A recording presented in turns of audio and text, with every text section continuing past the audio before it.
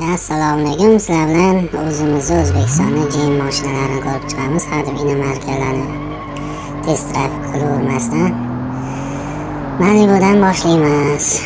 Malibu Gentra Cobalt. Tepalikdan высокий скоростda tushamiz va otilamiz. Qanchalik bardoshliligini ko'ramiz va tezligini ko'ramiz. Malibu 203-204 tezligigacha chiqdi. Lekin motorida nimadir muammo bo'ldi. Motor bu yoqda datchik yonib qoldi. Motorga bu tezlik og'irlik qildi shekil. Qani tepalikdan tushgandagi holatini ko'ramiz. Mustahkamligini.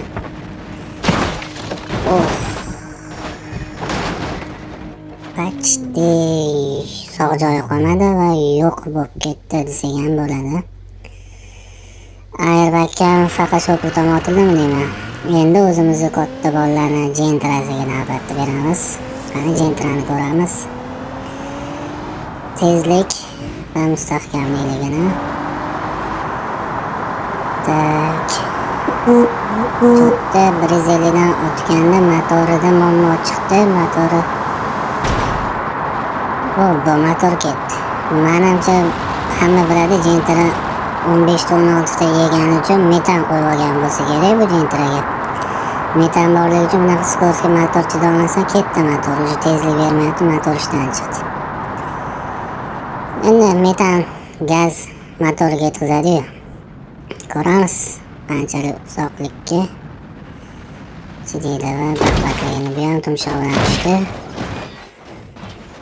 Gap yo'q ekan, ana metan turbalari ham ko'rindi tagidan. Motor tomon tortildi. Lekin Gentramiz Malibuga nisbatan yarmi tryuqoldi. Endi sevimli bo'lgan yumshoqligi bo'yicha va uzoq masofalarga zo'r yurishi bo'yicha Cobalt'ni ko'ramiz.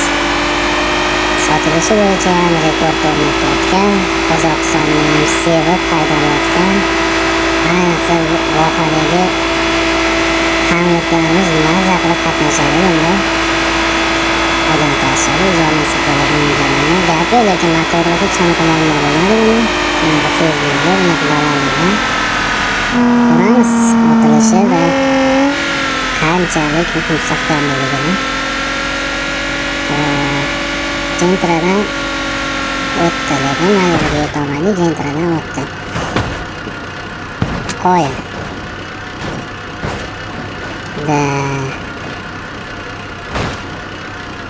Lekin mashina butun qoldi. Butun deganda tashqi ko'rinishi butun, atak miyatini pachoqlari bor-ku. Yo'q bo'lib ketmadi gilamnisi. Ancha baquvvat ekan.